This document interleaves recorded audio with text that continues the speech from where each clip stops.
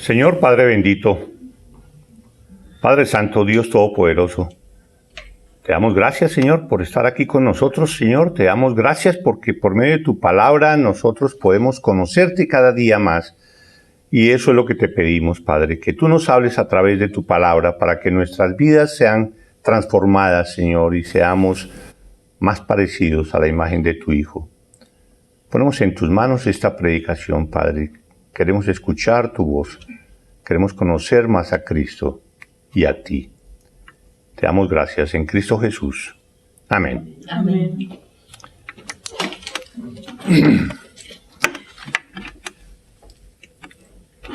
Buenas nuevas de gran gozo. Es el título de la predicación de hoy. Buenas nuevas de gran gozo. Lo mismo que cantaba el ángel en Lucas 2, anunciando el nacimiento de nuestro Señor Jesús. Más adelante vamos a mirar por qué se llama así esta predicación. Y hoy vamos a hablar del Evangelio de Juan, capítulo 8, del 12 al 21. Entonces, los invito a que lo leamos. Cada quien ahí con su Biblia. Lo vamos a leer. Otra vez Jesús les habló diciendo: Yo soy la luz del mundo. El que me sigue no andará en tinieblas, sino que tendrá la luz de la vida. Entonces los fariseos le dijeron: Tú das testimonio acerca de ti mismo, tu testimonio no es verdadero. Respondió Jesús y les dijo: Aunque yo doy testimonio acerca de mí mismo, mi testimonio es verdadero, porque sé de dónde he venido y a dónde voy. Pero vosotros no sabéis de dónde vengo ni a dónde voy. Vosotros juzgáis según la carne, yo no juzgo a nadie. Y si yo juzgo, mi juicio es verdadero, porque no soy yo solo, sino que yo y el que me envió, el Padre.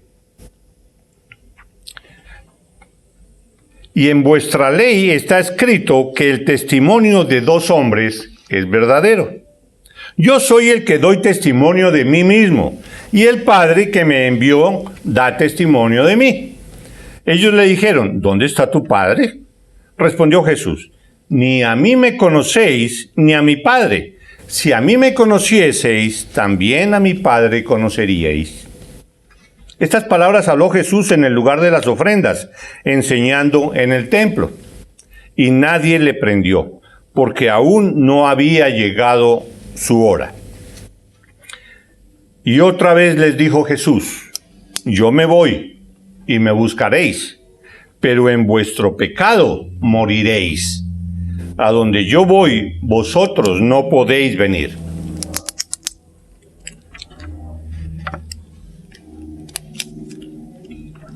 Recién celebramos la Navidad y leímos a Lucas narrar el episodio cuando un ángel se le apareció a unos pastores diciendo: No temáis, porque he aquí os doy nuevas de gran gozo, que será para todo el pueblo, que os ha nacido hoy en la ciudad de David un Salvador, que es Cristo el Señor.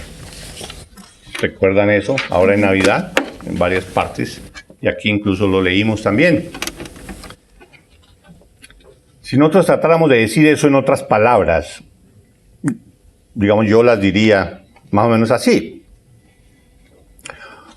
gozaos, porque se está cumpliendo la promesa de Dios de enviar el Mesías, quien será la única solución a sus vidas perdidas y pecaminosas, apartadas de Dios. Así lo diría yo, parafraseando lo que dijo el ángel. Gozaos porque se está cumpliendo la promesa de Dios de enviar al Mesías. Sabemos que todo el Antiguo Testamento lo que habla es acerca de Jesucristo, acerca de su venida, acerca de sus características, acerca de su papel, acerca de su venida aquí a esta tierra, la forma como iba a nacer, la forma como iba a morir, para qué iba a morir. Todo lo encontramos en el Antiguo Testamento, pero lógicamente lo encontramos más claramente en el Nuevo Testamento, porque ahí se narra exactamente lo que sucedió. Lo anterior era una profecía. Entonces este anuncio del ángel es decir, eso se está cumpliendo, se está empezando a cumplir. Gozaos. Más tarde, al cabo de unos años después del nacimiento, Marcos nos relata cómo fue el comienzo de la predicación de Jesús. ¿Qué es lo que él empezó a predicar? En Marcos 1, 14 y 15 lo vemos.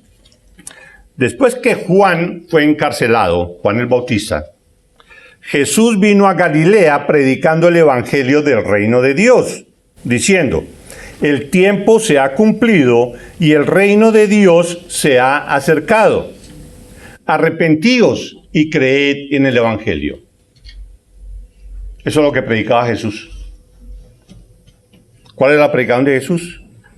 Le decía a las personas, el tiempo se ha cumplido, llegó el momento. El momento que se predijo tanto en todo el Antiguo Testamento. El tiempo se ha cumplido y el reino de Dios se ha acercado. Debemos estar gozosos porque llegó el tiempo de que el reino de Dios se acerca a ti. Y la recomendación de Cristo Jesús en su primer discurso, en su primera predicación es arrepentíos. Arrepentíos y creed en el evangelio. ¿Y cuál es el evangelio? Hasta ese momento, pues Cristo no había muerto. Cuando uno dice, bueno, es que el evangelio es que Cristo vino a la tierra, se hizo Dios, la segunda persona de la Trinidad, Dios se encarnó, vino aquí a la tierra, vivió una vida santa, fue crucificado, en la cruz pagó por nuestros pecados, resucitó a los 3 días y subió a los cielos. Es el evangelio, pero todavía eso no había ocurrido. Entonces, ¿cómo le dice Jesús a las personas arrepentidos y creed en el evangelio? ¿Cuál evangelio? Todo ese evangelio está predicho en el Antiguo Testamento y es lo mismo que sucedió. Y para eso es que tenemos que leer el Antiguo Testamento también.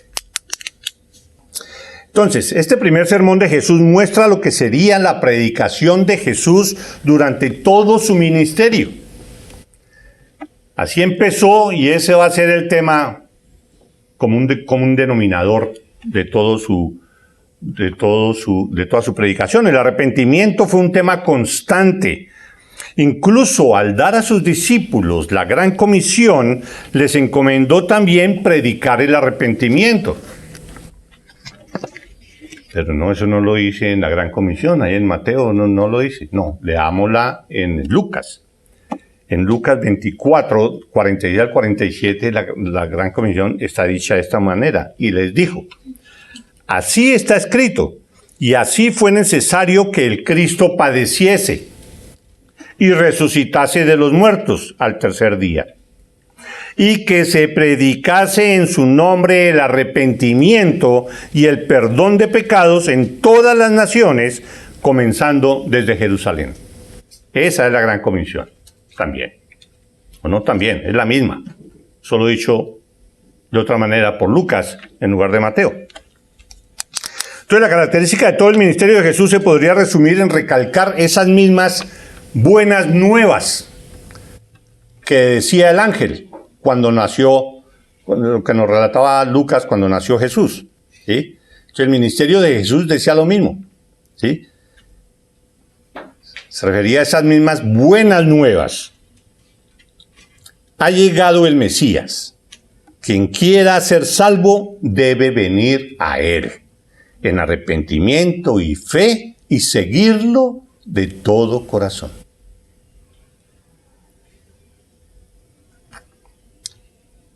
Esas son las buenas nuevas para cualquier persona en este mundo. Y para ti, si no has recibido a Cristo en tu corazón. si no has reconocido de que Él es Señor y Salvador. Buenas nuevas. Todavía no estás perdido. Todavía hay tiempo. Pero de pronto ya mañana no hay tiempo. Y también para los cristianos, para refrescar por qué somos nosotros cristianos. Y cómo es que nosotros debemos seguirlo. ¿Qué es lo que implica el ser cristiano?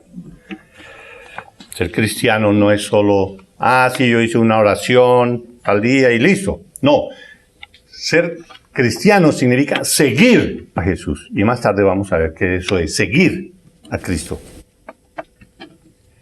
Es solo mirar a ver por dónde caminó y nosotros ir a caminar por el mismo sitio. ¿O qué significa eso de seguir a Cristo? Ahora, para demostrar que Él es el Mesías, Jesús realizó, primero que todo, muchos milagros y señales, y predicó todo el tiempo llamando al arrepentimiento. Esa fue la forma como Él hizo su obra aquí en la tierra. ¿Sí? Realizó muchos milagros y señales para mostrar de que Él era Dios. El objetivo no era venir a salvar y sanar personas y que los cojos andaran y que los ciegos vieran y los sordos oyeran y listo.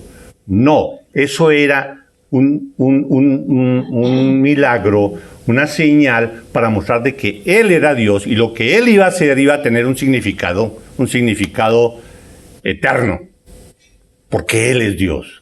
¿Cómo mostró que Él era Dios? Por medio de todas esas señales y milagros. Y por medio de lo que Él mismo decía. En las predicaciones de Él, recalcaba quién era Él. Siempre recalcaba. De que Él era el Mesías. Y lo podemos ver en varias partes de la Biblia, en la palabra. Voy a leer varias.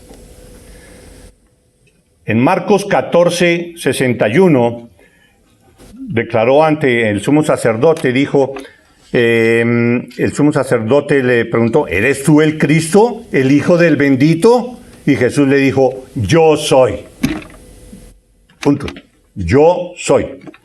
Juan 4:26 le dijo la mujer samaritana, le dijo, sé que ha de venir el Mesías, llamado el Cristo. Cuando Él venga nos declarará todas las cosas. Jesús le dijo, yo soy el que habla contigo. En Juan 6:35, Jesús les dijo a los fariseos que lo estaban acusando, les dijo, yo soy el pan de vida. Yo soy el pan de vida. Quien come de este pan no morirá. Juan 8:12 dice, otra vez Jesús les habló diciendo, yo soy la luz del mundo, que fue lo que acabamos de leer. Yo soy la luz del mundo. En Juan 10:9, yo soy la puerta. El que por mí entrare, será salvo. Juan 10:11, yo soy el buen pastor, lo que cantamos hoy. Juan 11:25, le dijo Jesús a Marta, la hermana de Lázaro, yo soy la resurrección y la vida. El que cree en mí, aunque esté muerto, vivirá. En Juan 14:6, lo que le contestó a Tomás, Jesús le dijo a Tomás, yo soy el camino, la verdad y la vida. Nadie viene al Padre sino por mí. Juan 15:5, cuando le habló a los discípulos, les dijo, yo soy la vid, vosotros los pámpanos. El que permanece en mí y yo en él, éste lleva mucho fruto, porque separados de mí nada podéis hacer.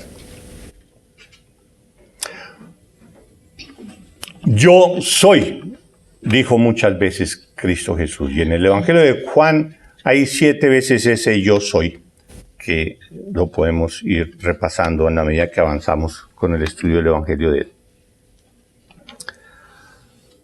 Ahora, tanto el capítulo 7 que ya vimos como el capítulo 8 que estamos viendo relatan los acontecimientos durante la celebración de la fiesta de los tabernáculos en Jerusalén y la ida de Jesús allá a esa festividad. ¿Recuerdan cuando se estaba empezando a celebrar, cuando se iba a celebrar la fiesta de los tabernáculos? Entonces sus hermanos le dijeron, tú debes anunciar tu ministerio ante todo el mundo. ¿Por qué no vas a Jerusalén para que todo el mundo sepa de tu mensaje? Y él les dijo, todavía no es el tiempo, no es el momento indicado de que yo vaya. Pero 3 días después o algo así, él fue. Él no quería llegar de primero con sus hermanos y con el resto de personas,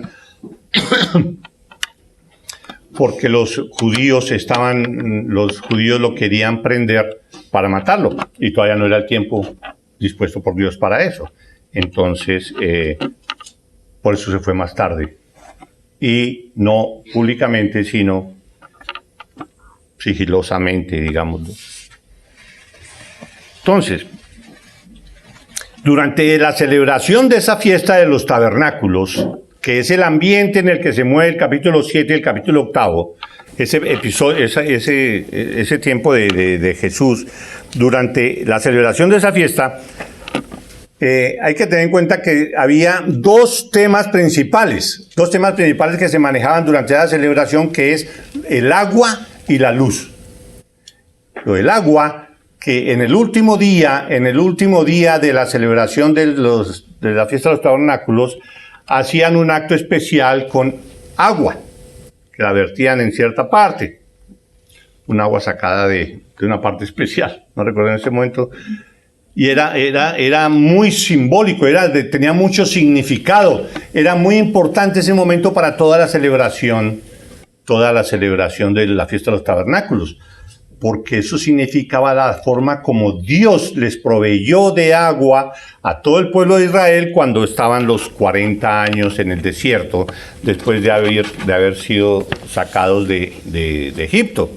Entonces Dios les proveyó agua. Esa fiesta de los tabernáculos la celebraban los judíos para recordar ese momento, muchos años antes, de cómo Dios les proveyó agua. Entonces ese momento era muy importante en la fiesta de los tabernáculos. Y allá en el versículo 7, en el capítulo 7, leemos eso. En el último y gran día de la fiesta, Jesús se puso en pie y alzó la voz, diciendo, si alguno tiene sed, venga a mí y beba.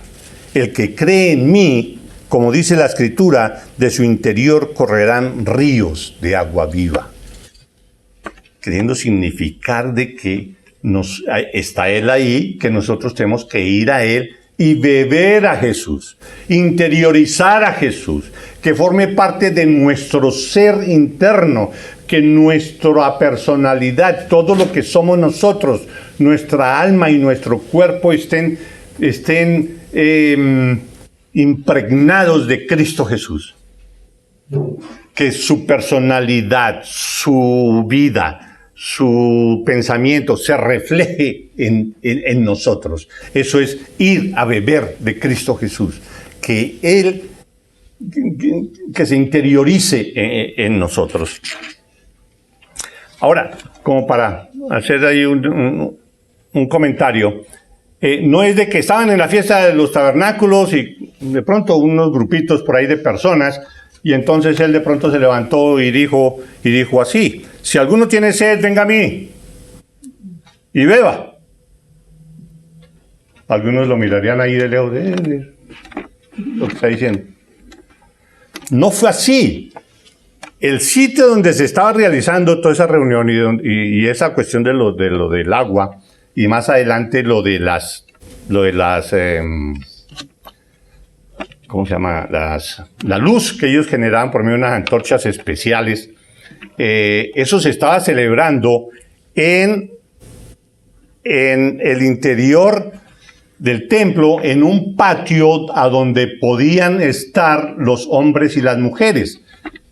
El templo está dividido en varios patios, solo en uno podían estar las mujeres. A ese patio también podían estar los hombres. Y en ese patio también estaban los 13 cuernos, que eran sitios, así como la cajita que nosotros tenemos allí para la ofrenda, eran sitios donde las personas colocaban su ofrenda.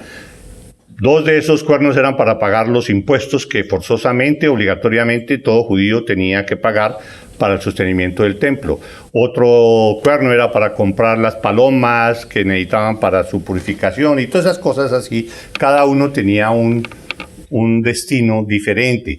Entonces todo el mundo tenía que pasar ahí. Y era la celebración de la fiesta de los tabernáculos, en que es obligatorio para todos los judíos asistir a esa celebración. Entonces eso era lleno de gente. No eran 2 o 3 personas. Y en medio de eso, y cuando se estaba haciendo el acto de lo del agua, entonces él dice lo que dijo, que dice, si alguno tiene sed, venga a mí y beba de esta agua. Esa agua no dice así, pero esa agua es de la ceremonia, pero más importante es el agua que yo represento, lo que yo soy. Venga a mí y beba. El que cree en mí, como dice la Escritura, de su interior correrán ríos de agua viva. Entonces no fue cualquier cosa que un grupito ahí de gente y él se levantó y dijo, yo soy el agua. No. Fue un momento muy importante en la celebración y él lo usó para eso, dar esa declaración. Entonces, ahora en el pasaje de hoy, Jesús trata con el otro elemento principal que comentamos al comienzo, o sea, con la luz. La luz. Durante la celebración había unas antorchas especiales que alumbraban toda la noche y durante el día, recordando lo que ustedes deben recordar, de la forma como Dios guiaba al pueblo de Israel durante esos 40 años caminando en el desierto, ¿sí? Durante el día con una gran columna de fuego y humo, a donde iba ese humo, esa columna de humo, ellos iban. Esa era la guía de Dios para el pueblo de Israel. Y por la noche era una gran antorcha, una gran luz. Esa columna de humo se convertía en fuego y eso orientaba también al pueblo de Israel para dónde ir, cómo ir y entender que Dios estaba con ellos. Era la presencia, eso representaba que Dios estaba con ellos, guiándolos, y ellos podían estar tranquilos porque Dios los llevaba de la mano. Imaginen esa seguridad para ellos, aparte de la incomodidad o lo que sea, esa seguridad de ellos. Dios está con nosotros. ¿Qué más seguridad puede uno pedir en el momento en que uno duerma o alguna cosa así, sabiendo que Dios está ahí con uno? Ahí está. Entonces, el versículo 12 dice, yo soy la luz del mundo. El que me sigue no andará en tinieblas, sino que tendrá la luz de la vida. Entonces, lo mismo. Imagínense, no fue a 2 o 3 personas, sino todo el montón de personas y estaban haciendo lo de la llevada de esas antorchas especiales hacia Jerusalén y toda la cuestión, y él se para y dice, no dice exactamente así, pero esas luces son importantes, conmemoran lo que se hizo, pero lo importante es que yo soy la luz del mundo. Una cosa que dice ahí es, él no dice, yo soy la luz del pueblo de Israel. Soy la luz del mundo. Él es tan importante, él tiene un significado tan grande de que es para todo el mundo su luz. No es solo para el pueblo de Israel, es para todo el mundo. Y ahí dice, yo soy la luz del mundo. No, yo soy una luz que le sirve al mundo para alguna cosa. No, yo soy la luz. O yo llevo una luz, él no dice eso. Él es la luz. yo soy la luz del mundo. Entonces, en esa frase de yo soy la luz del mundo, hay tres cosas que nosotros tenemos que resaltar en esa frase. Jesús nos está hablando de tres aspectos principalmente. Uno es que Él es Dios, otro que Él es el Salvador y el otro que Él es juez. Que Él es juez. Lo de Jesús, el significado de que yo soy la luz del mundo, de que Jesús es Dios, está en esas dos palabras, yo soy. ¿Recuerdan en Éxodo 3:14 que dice, y respondió Dios a Moisés, yo soy el que soy? Y dijo, así dirás a los hijos de Israel, cuando le pregunten quién te envió, le dijo a Moisés, entonces tú dirás, yo soy, me envió. Esas palabras de yo soy, ustedes saben que se convirtió en algo supremamente especial para todos los judíos, y tan especial que ni siquiera ellos lo querían pronunciar, porque era la representación de Dios. Y no lo pronunciaban siquiera. Por eso la palabra que encierra ese significado es la palabra Yahvé, pero cuando lo escribían ni siquiera le ponían, por decir algo, las vocales para no poderlo pronunciar, sino ahí están las letras, que significaba Dios. Yo no lo puedo pronunciar. Y Jesús viene y dice, yo soy. Eso, muchos de los judíos que escucharon todo eso de que yo soy el agua, de que yo soy el pan y todo esto, entienden de qué está hablando Jesús. Entienden de que está diciendo yo soy Dios. Y así lo mismo acá. Yo soy el que soy. En 1 Juan 1:5 también dice, este es el mensaje que hemos oído de Él y os anunciamos. Dios es luz y no hay ninguna tinieblas en Él. Dios es luz. Y Jesús está diciendo, yo soy la luz. O sea, yo soy Dios. Podemos estar pensando que eso no tiene importancia. Sí, ya sabemos que Jesús es Dios. Pero a lo que nosotros debemos orientar nuestra atención es que ¿por qué estaba diciéndole eso Jesús al pueblo judío? Porque a él lo iban a matar, él tenía que hacer su obra, él tenía que hablarle a las personas, él tenía que predicarles arrepentimiento y creer en el Evangelio. Él tenía que hacer eso hasta el momento que Dios decidiera permitir de que fuera crucificado. Es su labor, es su obediencia es su obediencia a Dios. Y por eso es que nosotros debemos analizar cada una de estas frases y mirar qué tiene por dentro y de dónde salió y para qué lo dijo. Es importante para nosotros entender, porque de esa manera podemos magnificar la obra de Cristo y entenderla mejor. Entonces, el segundo punto de lo que quiere decir yo soy la luz del mundo es de que Él es Salvador. ¿Por qué Salvador cuando se dice yo soy la luz del mundo? El pueblo de Israel estaba en la oscuridad, completamente en la oscuridad espiritual.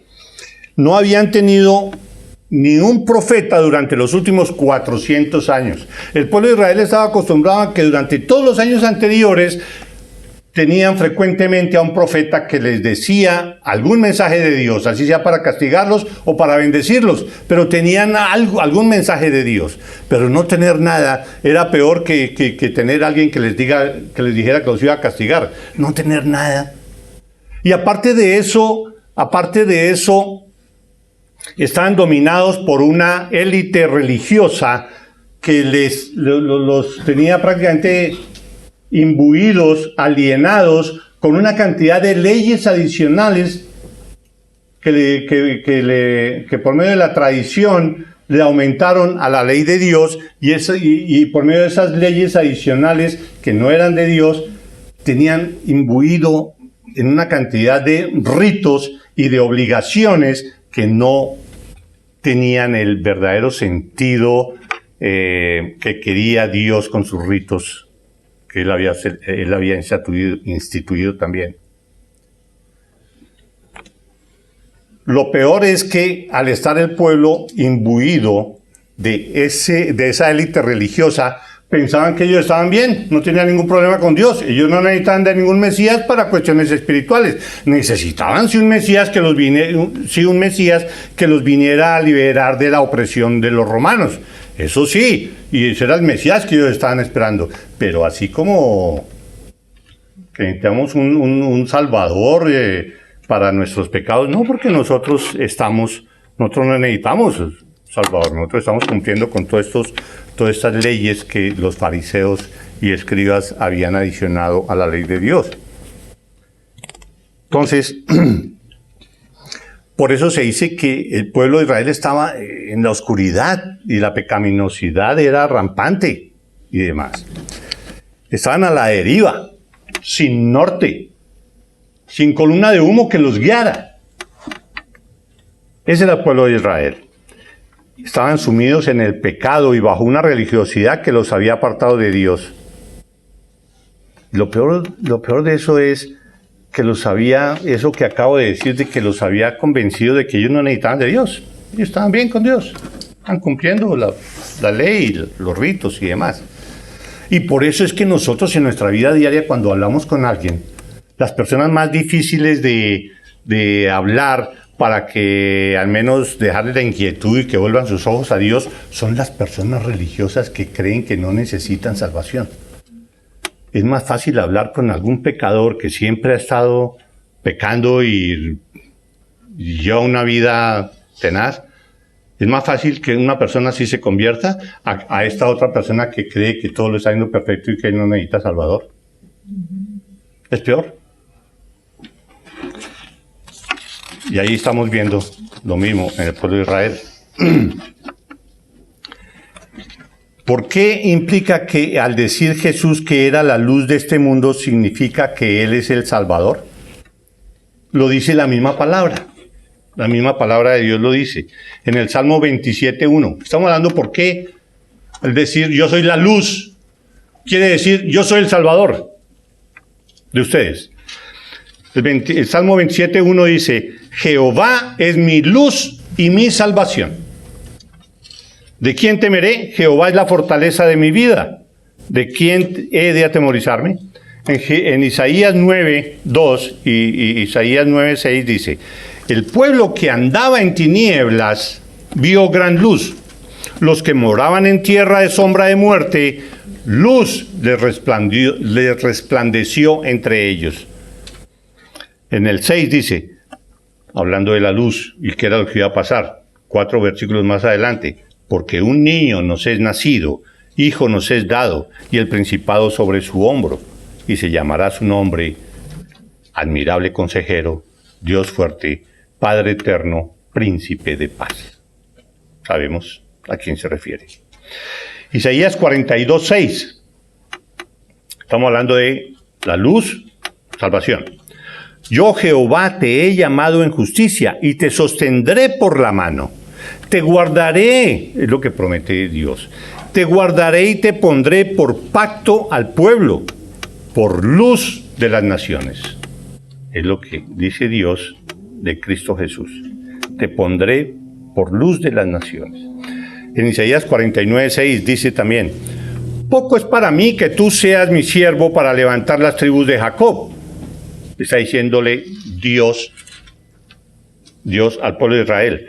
Para mí es poco que tú seas mi siervo para levantar las tribus de Jacob y para que restaures al remanente de Israel. También te di por luz para las naciones.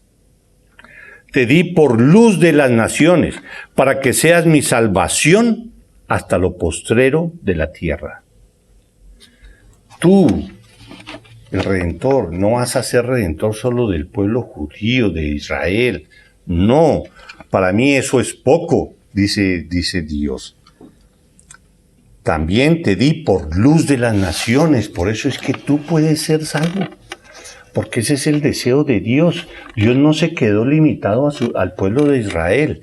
No, Él pensó en ti y amplió el concepto para todo el mundo. Entonces, la luz del Salvador es tan fuerte que no es solo para Israel, sino para todo el mundo. por último, Juan 1, 4 y 5, que dice, en él estaba la vida, y la vida era la luz de los hombres. La luz en las tinieblas resplandece, y las tinieblas no prevalecieron contra ella. Entonces, luz es sinónimo de salvación. Y por último, la tercera característica de lo de yo soy la luz del mundo es que eso también significa yo soy el juez. Jesús es juez. La luz expone y deja en descubierto la pecaminosidad tuya.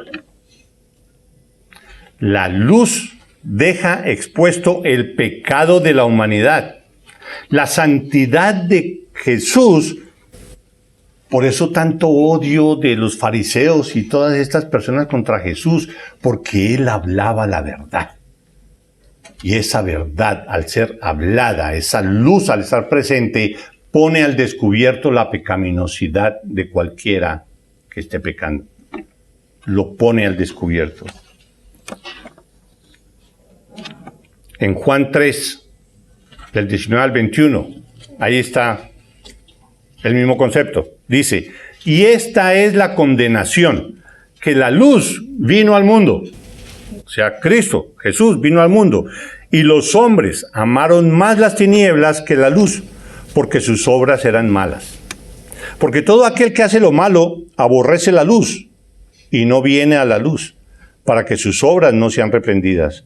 Mas el que practica la verdad viene a la luz, para que sea manifestado que sus obras son hechas en Dios. Jesús es la luz del mundo. No es una luz, es la luz del mundo. Jesús es Dios, Jesús es el Salvador, Jesús es juez. ¿Cómo está tu relación con Jesús? Siendo cristiano, ¿tú tienes una relación con Él reconociendo esto de Cristo Jesús? ¿Cómo está tu pecaminosidad? ¿Cómo está esa luz alumbrando tu camino? ¿O tú tapas la luz con tu egoísmo, tu falta de amor? ¿Cómo está tu relación con Cristo? Y toda esa situación de Israel, de estar en la oscuridad y de estar agobiados por esa religiosidad y demás, ¿habrá algún parecido con la actualidad? ¿Habrá algún parecido con el mundo tal como lo vemos hoy? ¿Será que el pueblo en realidad está en oscuridad como en esa época? Yo creo que estamos peor. La pecaminosidad cada vez se multiplica más. Incluso hoy en muchas iglesias, en varias iglesias de Estados Unidos y de Canadá, iban a dedicar el sermón para hablar respecto de la última ley que aprobaron en diciembre en Canadá. En Canadá en diciembre aprobaron una ley en que meten a prisión a la persona o entidad, la castigan de alguna manera fuerte, alguna persona que incida, que promueva que un homosexual salga de ser homosexual.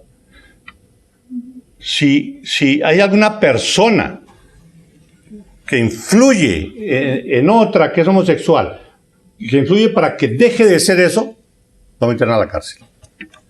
Porque eso lo consideran como si fuera una tortura de uno por estar tratando de sacar a esa persona de la homosexualidad. ¿Es eso maldad o no? ¿Es eso pecaminosidad o no? ¿Es eso oscuridad espiritual o no? ¿Es eso necesidad de un Dios salvador o no? Y eso es en Canadá. Decimos, bueno, pero es que eso es allá. Aquí esto es peor. Peor. Y no solo en ese sentido, en muchos otros. La corrupción política, bueno, en cualquier parte donde uno mire, cualquier cosa que uno mire del mundo es una pecaminosidad rampante que solo lo que muestra es que estamos en una oscuridad espiritual que necesita luz de Cristo. Y Él nos dice que nosotros debemos ser lámparas. Nosotros debemos ser la luz por medio de la cual conocen las personas la verdad y lo conocen a Él.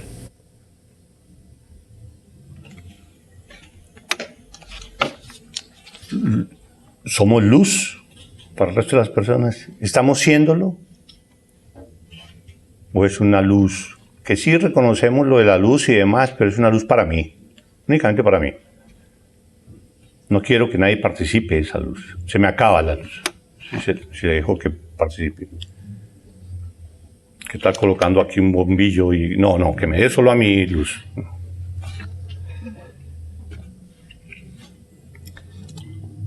Otra vez, volviendo al versículo 12, Jesús les habló y les dijo: yo soy la luz del mundo. El que me sigue, y esto va para todos nosotros, el que me sigue, y nosotros somos seguidores, el que me sigue no andará en tinieblas, sino que tendrá la luz de la vida. ¿Qué hay que resaltar en eso? Que seguir a Cristo no implica no solo ir detrás de Él. Él fue por allí, yo sigo. Él fue por allá, yo sigo. No es solo eso, sino hacer lo mismo que Él. Convertirse en Él. Para esto se necesitan varias cosas de uno. Y uno tiene que confrontarse a sí mismo.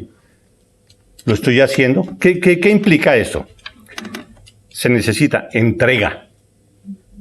Entrega de uno hacia Cristo, completamente. Entrega de toda la personalidad de lo que es uno. Veíamos esta mañana en la clase. Todo lo que es uno, entregárselo a Cristo. Se necesita compromiso con Él. Se necesita arrepentimiento verdadero. Se necesita sumisión. Acabar con nuestro orgullo. Se necesita obediencia. Se necesita perseverancia. Todo eso se necesita para que tú, que te dices cristiano, en realidad hagas lo que Dios quiere que hagas. Eso es lo que significa seguir a Cristo. Vivir como Cristo.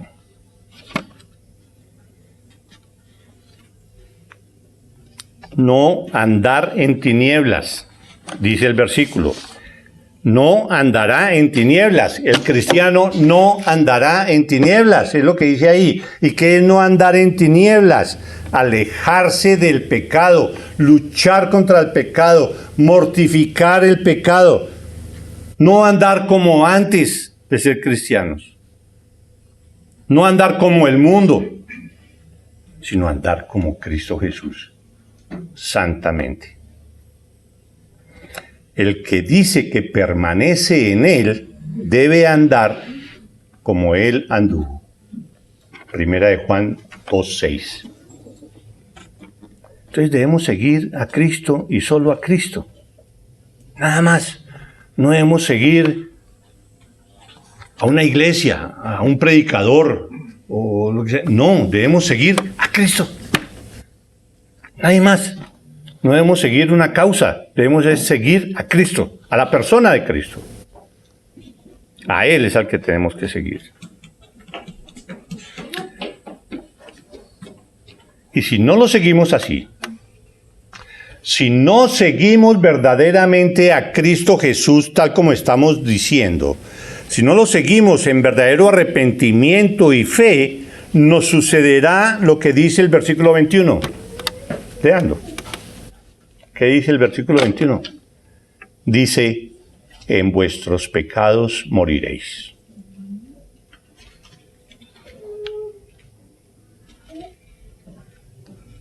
Las consecuencias serán la muerte eterna en el infierno, apartado de Dios.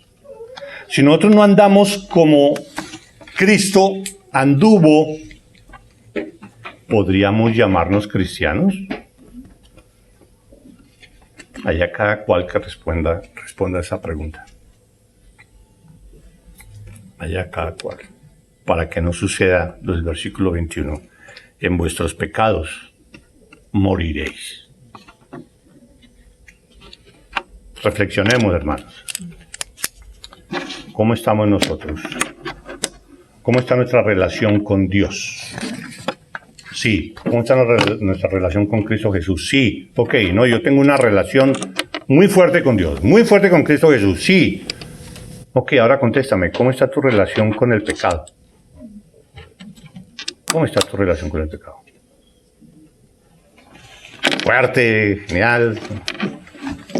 ¿O cómo está? Vamos a orar. Padre, te oramos, Señor, para que por medio de tu palabra seamos transformados, Padre del cielo. Gracias, Señor, por tu Santo Espíritu, porque tenemos el poder suficiente en nosotros mismos, Señor, para luchar contra cualquier tentación, para luchar contra el pecado, Señor. Obra en nosotros, te lo pedimos, Padre del cielo. Conforma nuestras vidas para que nuestras vidas reflejen la vida santa de Cristo Jesús. Te oramos, Señor, que sigas obrando en cada uno de nosotros y seamos transformados. Te damos gracias, Señor, en Cristo Jesús. Amén. Amén. Amén.